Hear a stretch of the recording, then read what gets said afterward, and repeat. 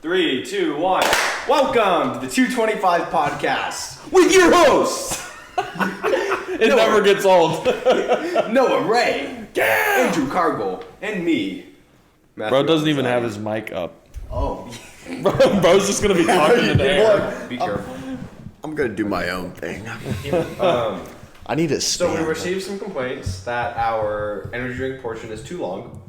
Corinne. So fair. I'm not That gonna is say names, fair. But I agree. Yeah. The last one was good though. We spent like 10 to 20 minutes like randomly just saying things about our energy drink when it's like, let's say it, let's get our ranking, and let's move on. And let's move on to our actual topics for today. So our actual topics for today, I'm going to do a quick run through of barefoot shoes.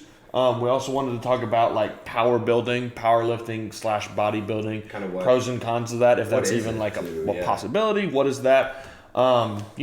Just stuff like that. Yeah. So we're gonna run with it. Yeah. So headaches. Let's get started. I feel like we're like excited. Yeah, I know. I'm so excited. I don't know if it's because it's like an actual godly hour. It's not like late at night or early in the morning. So what I bought at Vitamin Shop is let me, because I'm the first one to drink this. Let him set. Yeah, I've never had one. I bought. So this is a company, Lost Amount. They're pretty small. Yeah. I mean, a couple thousand followers is pretty big if you ask me, but they're not like Ghost. They have a cherry lemonade.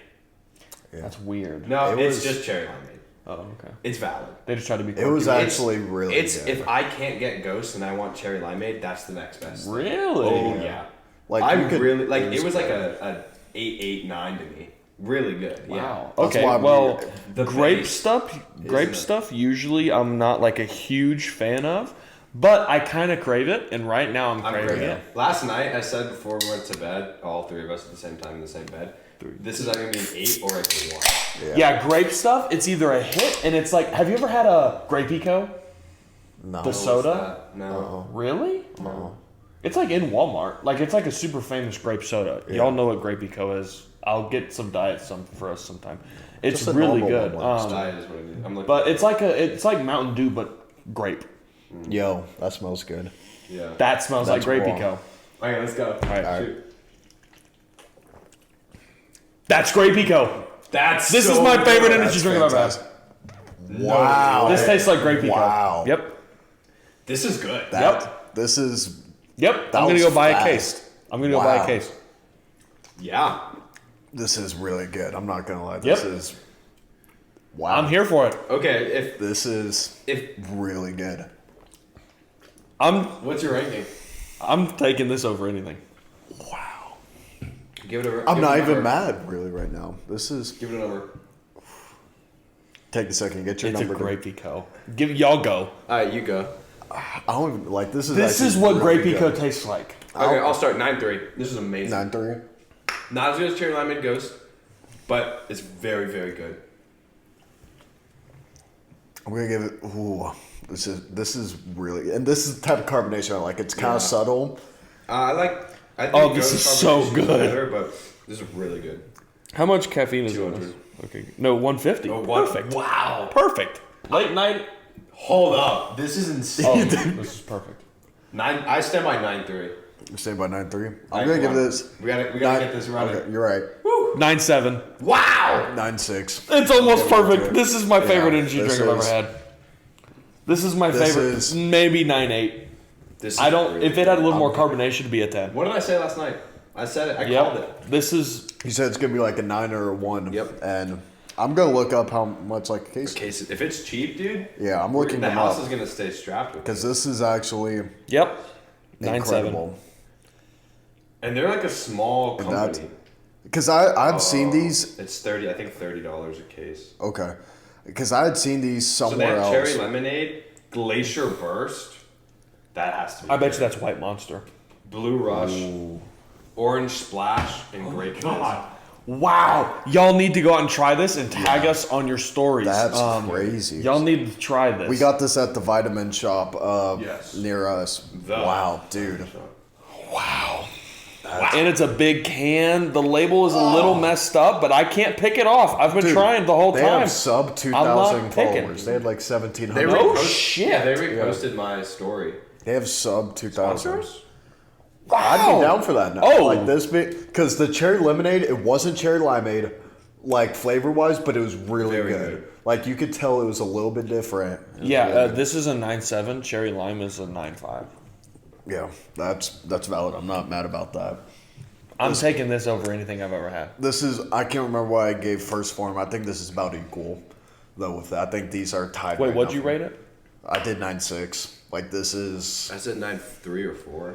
And also, great I love flavors. grape A flavors. lot So of hard to people get right. don't make them. This Yeah. is this may have been the only grape flavor thing there Yeah. in that Yeah. whole section. I don't think there's another grape I flavor. can't think of anything. This is perfect. All right. Okay, Next segment. Fantastic. We did that in Wow. good time. That was so awesome. good. Yes. I'm very happy. With Oh, I'm happy with that. Yeah. That You're welcome. was great. Yeah. That was fantastic. I'm glad that you said the cherry lemonade was good. Yeah. Because I want to know if it's just that one or I remember these were multiple. on sale at Vitamin Shop for $1, and I didn't buy them because I was like lost in like I've never even heard Yeah. of that, like all this. That's how stuff. I feel about like the ghost one. It was one of the Knowing I missed beginnings. it. It was Yeah. one of the beginning ones. So Fantastic. Do you want me to go barefoot shoes real quick? Or yeah, do that actually, later? tell us what you wrote for. I wanna know Okay, about so I about I won. yeah. So about like 2 weeks ago, I bought the Widden barefoot shoes on Amazon. They are $45, I think. You know, they're a whole, you can bend them, whatever. Wide toe box, super flat, It was a barefoot. Sunday at 8:00 at night. Okay, so Crisp. yeah, I guess a week and a half ish. So yeah, I have been wearing nothing but these for the past week and a half. I've not put any other shoes on. I really like it. I have found that I'm actively trying to like grip the ground, and when I'm in my deadlift shoes at MBB, I find myself wanting to spread my toes and I can't, and it's starting to aggravate me. Although I'm not gonna swap to these like benching because I tried that today and I think these are a little too big for me to do that, and I haven't like fully learned how to do it yet.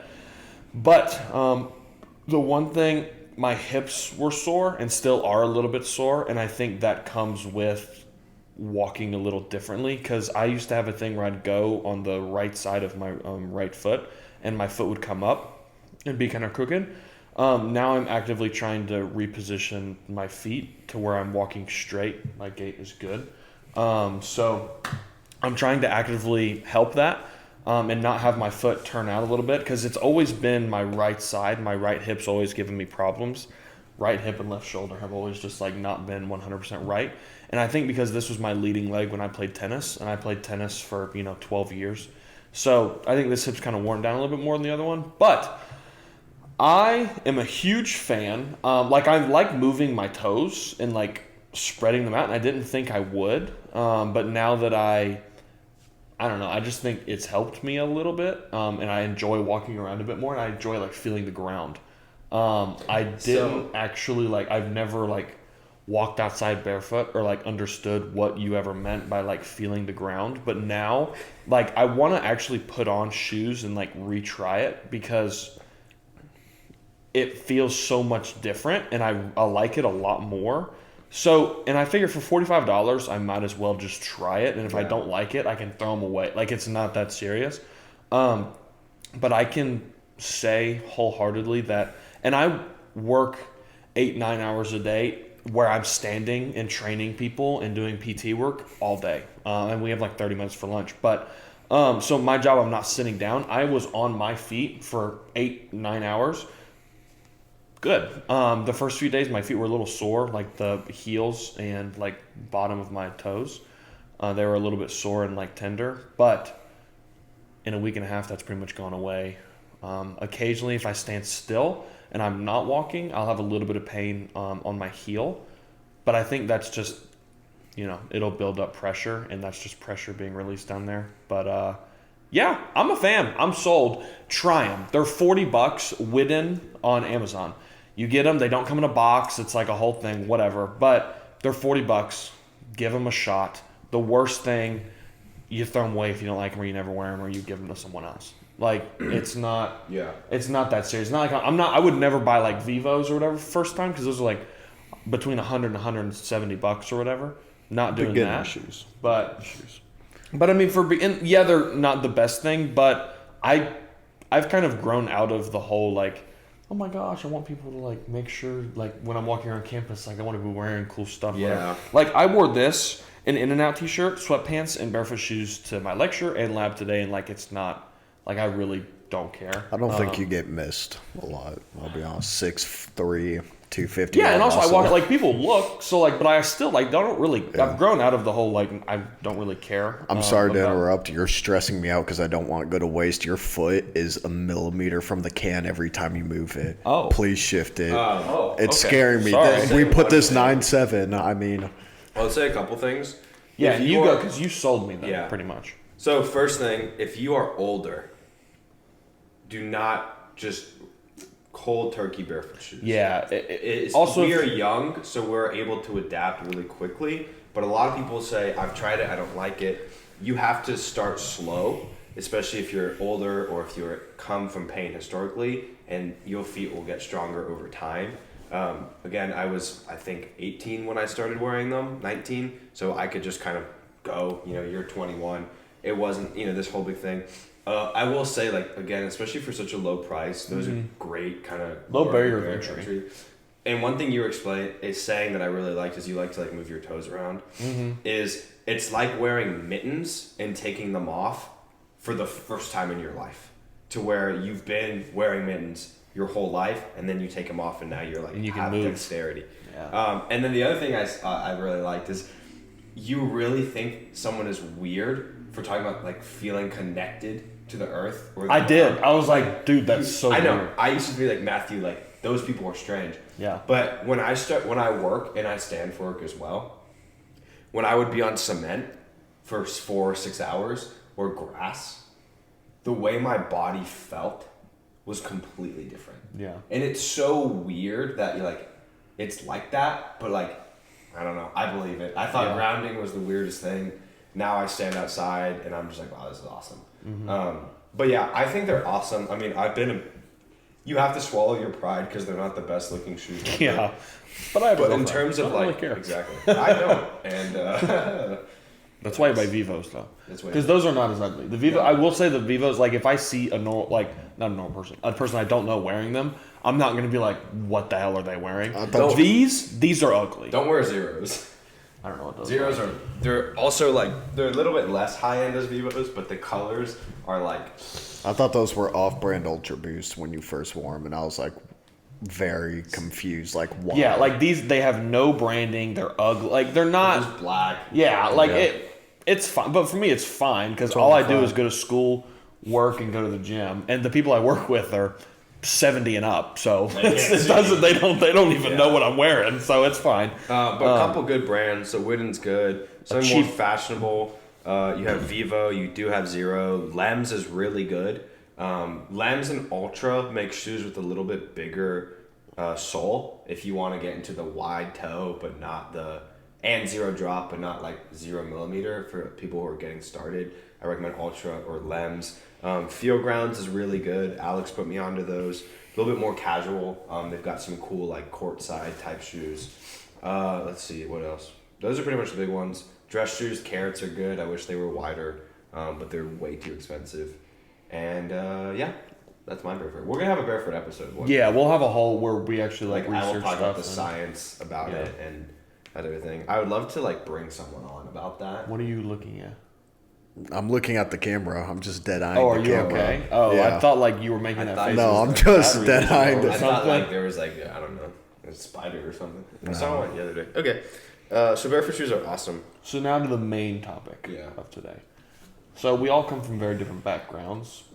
Drew, powerlifting his whole life. Me, more did bodybuilding when I was aesthetically younger. training. Well, for the most part. I was 10. Yeah, okay. And then I would Matthew say mine was kind of weight loss, CrossFit. Like I'm ashamed, but it's true. That's where I stopped. That's embarrassing. And then it just came to get out of my house. Our house. No. Our home. No.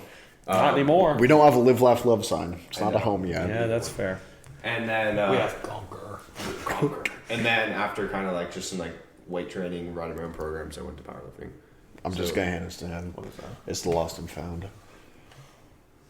Wow, 1,700 followers. Yeah. Sorry, keep going. They follow Build-A-Bear. No way is this. I know that's what I was wondering. No way. But wait, what? They follow Hold the on, only let's- people they follow. Is Yeah, I'm sorry. Let's do this at a different time. But I am interested. Okay. Yeah, will be a topic afterwards.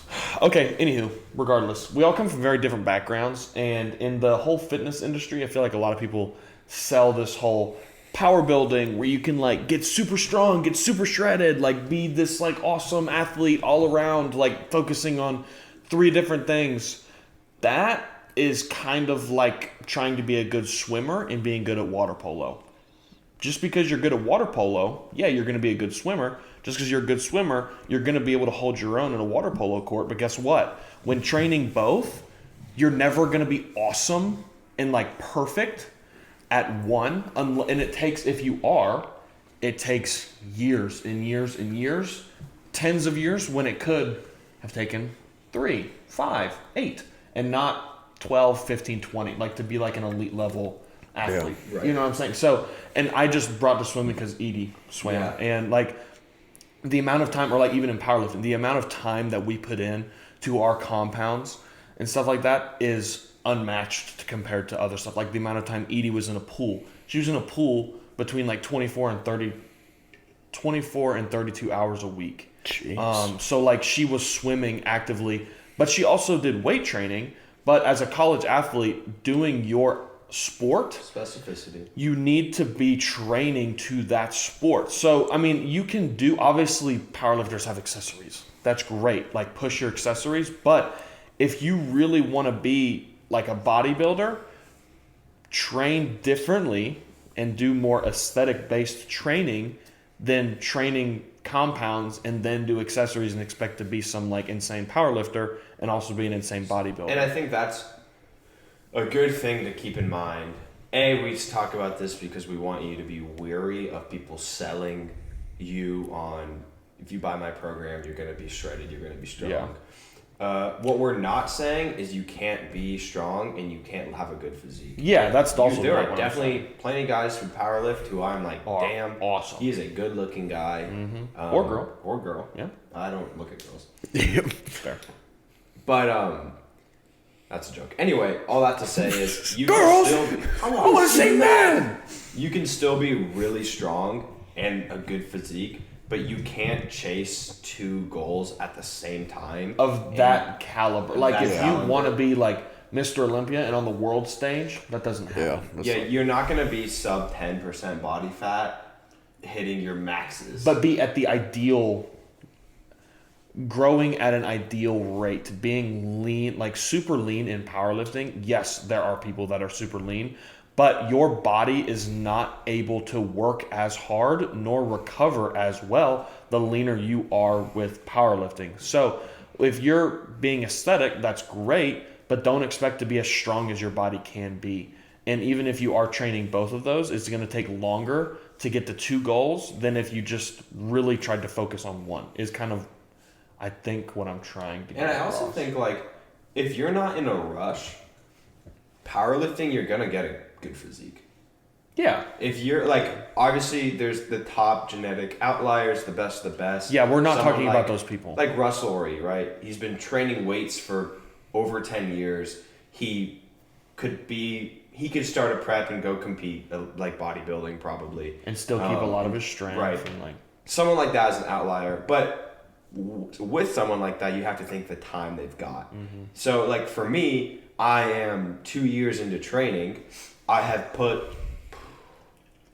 I don't know, 500, 600 pounds on my total since I started to now.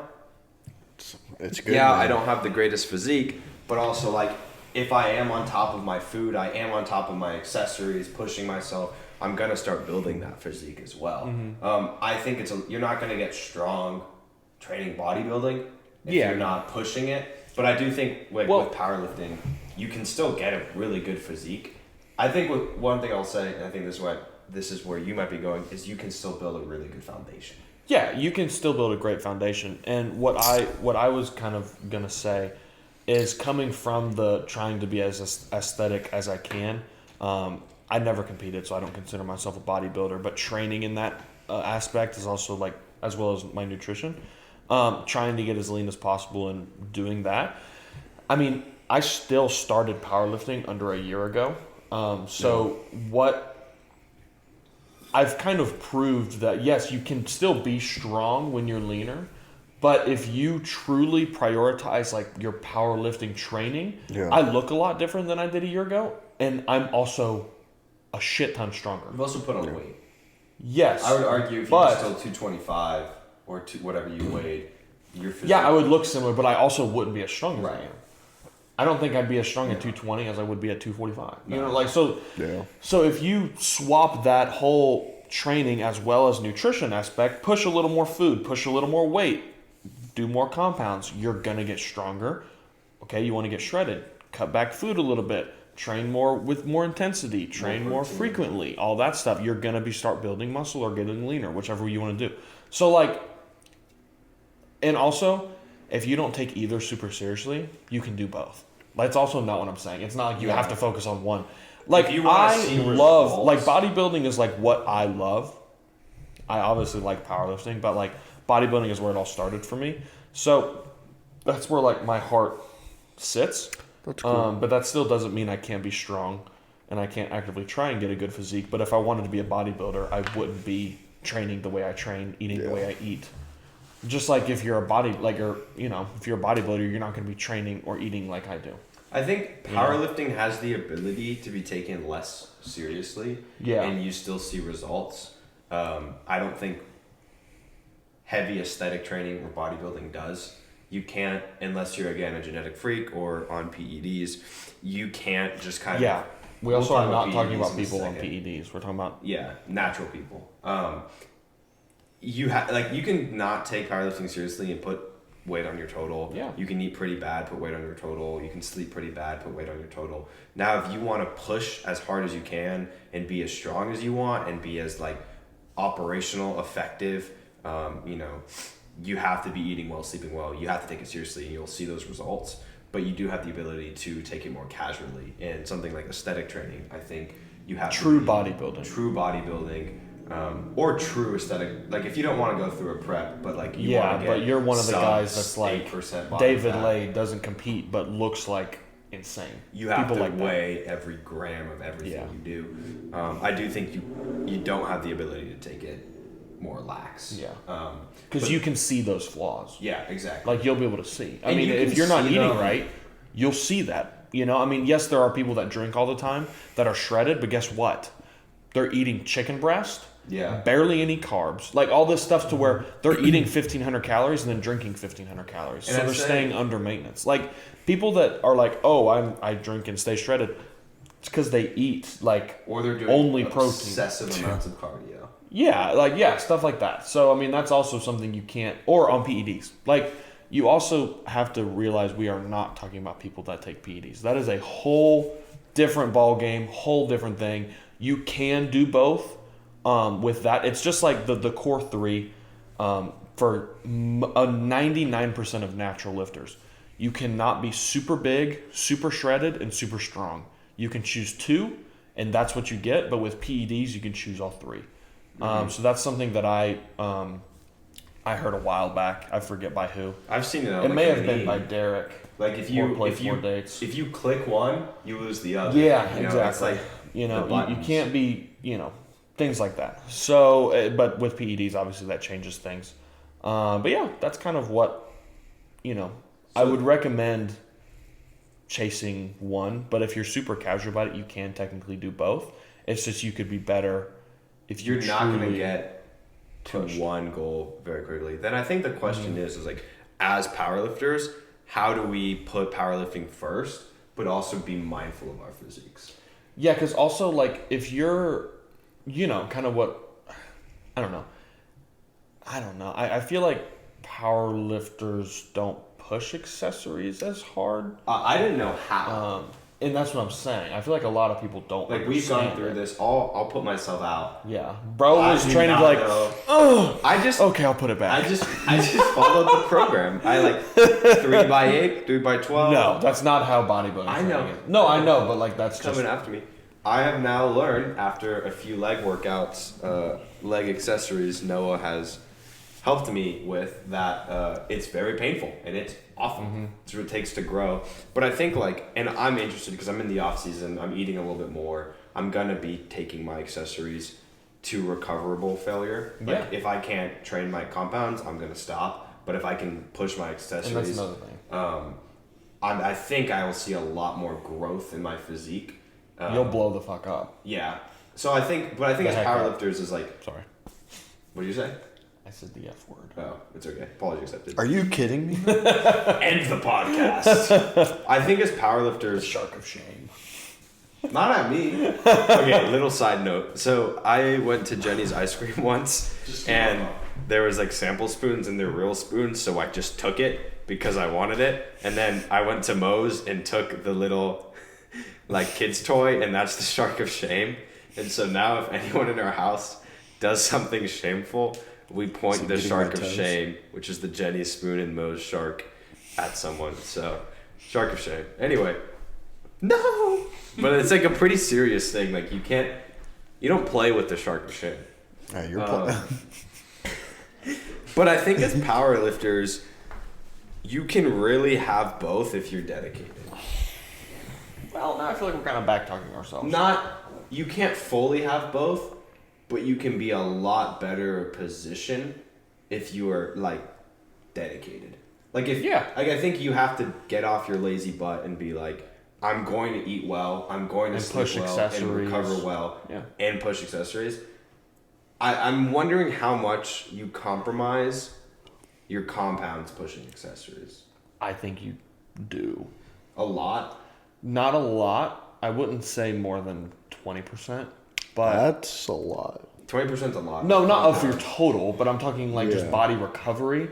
I don't think it's over that 10 to 20% range. But I do think that's why in prep a lot of people don't do accessories, or when you're 3 weeks out, you don't do as many accessories.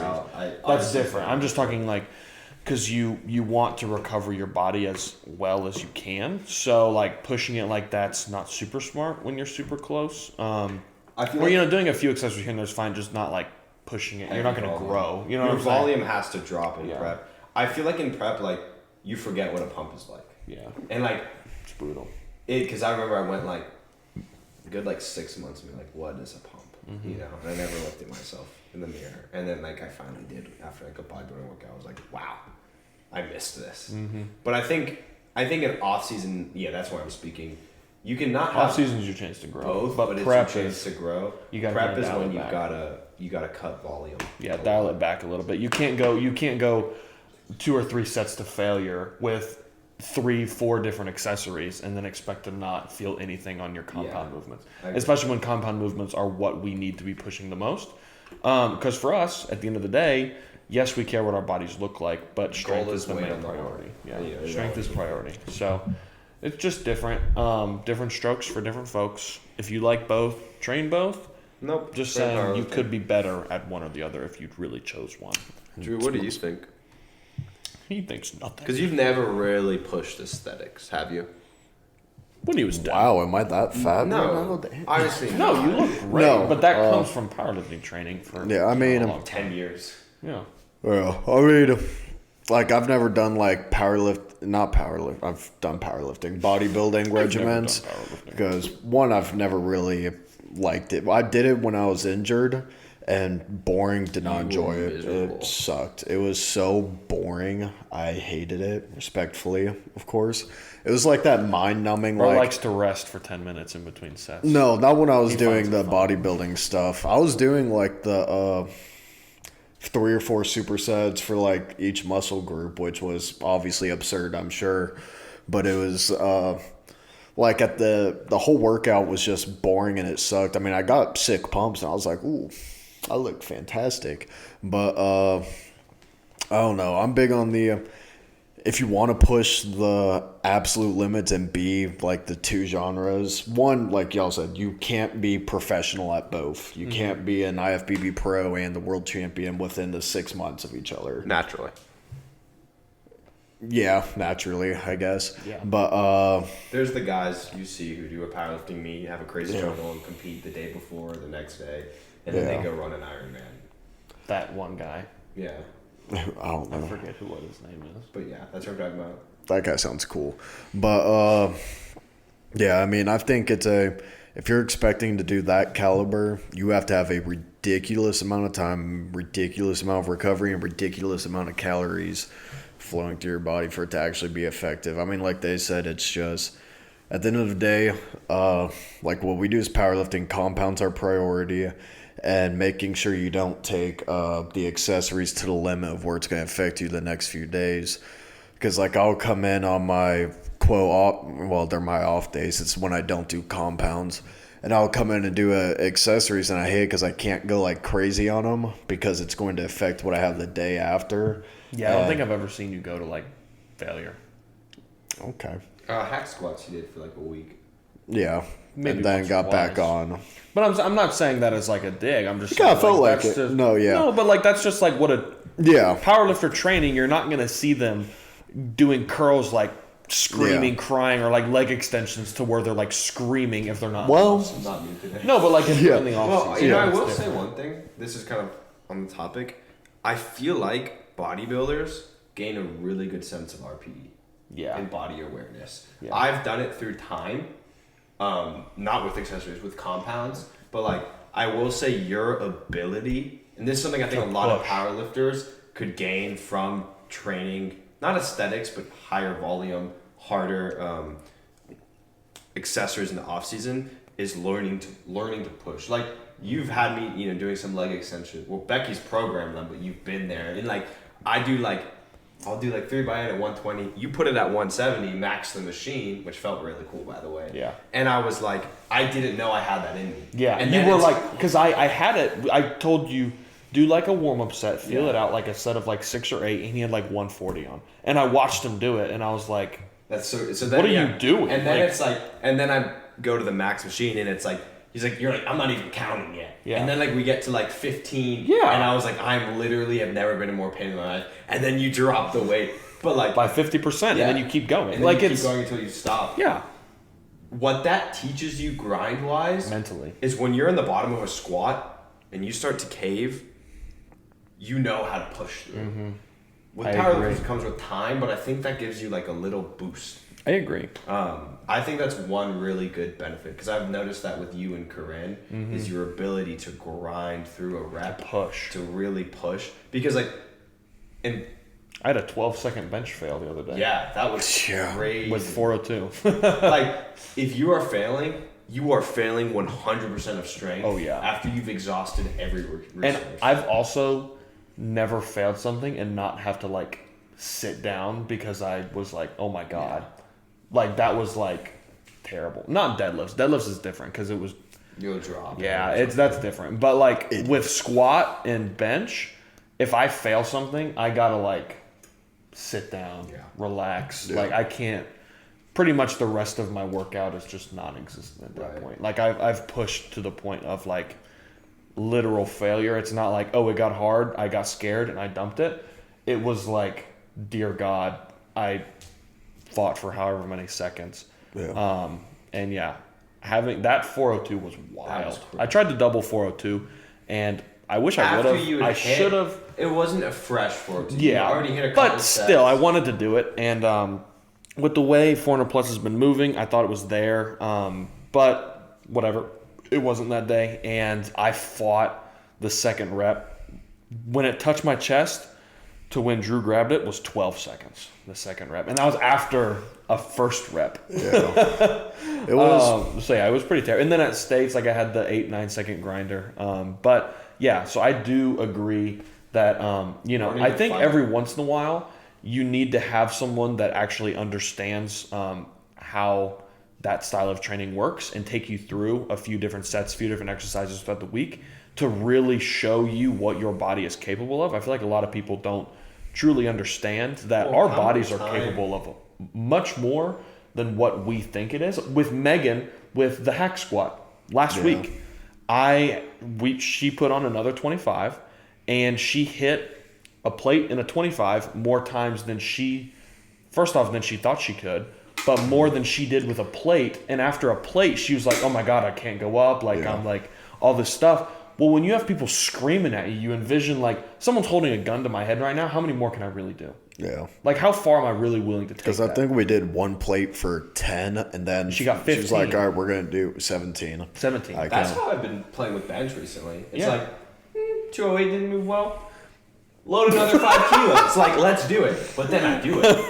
Yeah, exactly. I haven't been failing. Like, that's the big thing. Yeah, and it's like people truly don't understand what our bodies are capable of. Our bodies have fight or flight responses that will do anything to prevent us from putting ourselves in danger. So if we have that adrenaline rush under that bench, under that squat, and we get that mental click of our hormones are being or certain hormones being released, our body's flipping into that fight or flight, and we have now chosen to fight, our bodies push so much harder than people That's can when comprehend. you hear the story of a mom picking a car up off of her kid. Or like ripping a door off it's or like something. A mom should not be able to do that, but like when your kid's in danger, your body goes into this response.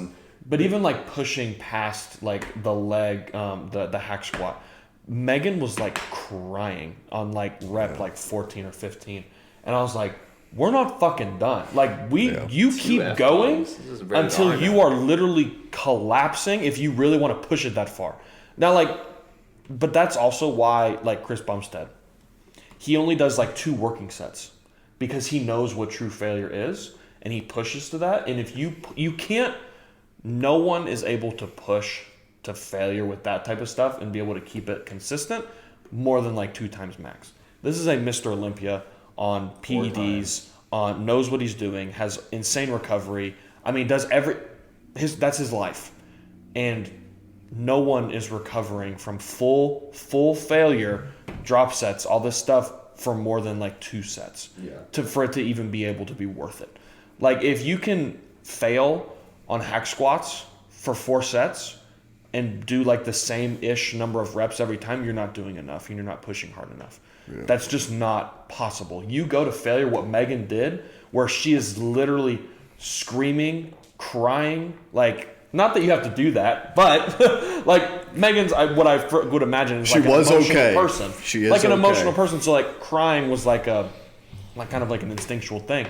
But I mean, she was like damn near crying, screaming, like all this stuff. It was fun. Yeah, exactly. And like your body pushes you past boundaries that you didn't think were possible to be pushed past. So yeah, it's a lot of fun. I do think people should try it and like actually try it. Don't be like, oh, I pushed to failure. No, 95% of people don't actually understand what it takes to build a physique like that, and how pushing yourself actually works.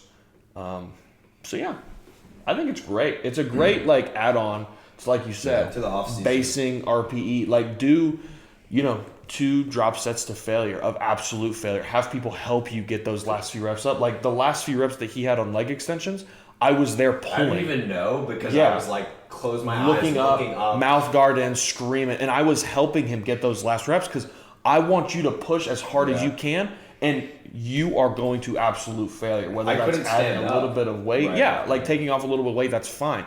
So yeah, I love it. Obviously, I think it's fantastic. I think it's a great add-on to the off season. To the off season. Yeah, don't do that like 4 weeks out. That's stupid. But for like people like Megan, people like you, like in the heavy off season, I don't know when you're competing next, but I think adding in a few days, maybe 2 days where you pick 2 exercises a day. So you have 4 exercises a week that you do 2 sets to, also do the drop not sets, go to failure. Squats to failure. That's dangerous. No, squats to failure is dangerous. If you have a spot. No, because people can collapse and it's hard. Like, there are better things. Hack squats to failure are better than squats to failure. Well, yeah, but what people don't also understand is you need to push to where you're not breaking down form-wise. People are going to go That's true. PR on squat, try and get 30 reps with 135 or whatever. You know what you're doing. Their butt's going to start shooting, their chest is going to cave, and they're going to put a lot of pressure on the lower back. Don't ever listen to anything I say. No, but I'm giving a reason as to why I would disagree with that. I trust myself doing squats to failure because I know what form breakdown failure looks like. Yeah. But also that's like because I used to do high rep squats. You're right. For the average person, I think hack squats, and it's also a safer option. Because your back always going to be stable against that pad. Right. You're able to pull down on it against your shoulders, keep your back tight. It puts a lot of pressure. I think squats a great leg exercise. Not saying that at all. Or not. He hates them. Not saying that. I love squats. He hates squats. But I think if you're going to take a squat to failure. There's nothing like squats. I think if you're going to take a squat variant to failure. You drop the weight on the floor, who cares? Hack squat. Pick it up, I care. Keep squatting. I would put the hack squat up there. So yeah, what? What? What were you going to say? I was just going to close. I felt like a good closing point. Oh, yeah. I think that's a good closing point. This is a good energy drink. Also, at the end of the day, have fun. It's not that serious. If you like it, if you like power building and you don't really care, do compounds and do accessories. Doesn't matter. Like my buddies from home, he's like, how do I get my bench stronger? And I'll send him this thing. And I'm like, you can still push accessories. Like, you're going to get a stronger bench. But if you want to, actually power lift, it's different. You know what I'm saying? Just have fun with it. Have a good time. We love all of you. We appreciate y'all watching. We've had 2 pretty good episodes. Yeah. We went through a phase of we were, late night, weren't super into it, all this stuff, whatever. But I think we've kind of re-sparked a little fire under our ass. Have a little bit more fun. So, maybe we'll do barefoot episode next. That'd be fun. Maybe our next episode would be fun. So, thank you all for watching. Follow us on the 225 podcast. You're also a week out. What? Never mind. I was going to say, you're a week out. Oh, yeah, I'm 9 days out. Next podcast will... Nope, not for 4 podcasts. I guess we have 2 or 3 more podcasts to go. But I am technically 9 days out. So, ready to kick some ass, squat some heavy ass weight, bench some heavy ass weight, and deadlift some heavy ass weight. Yeah. All right, follow us on the 225 podcast on Instagram, TikTok, Spotify, Apple Podcast, and YouTube. Follow the gentleman to my left, your right, at Noah Ray Lifts. Follow the gentleman to my right, your left, at The Berserker, somewhere with an underscore. And follow me at Albity2. No, don't follow him. Okay. Bye, everyone.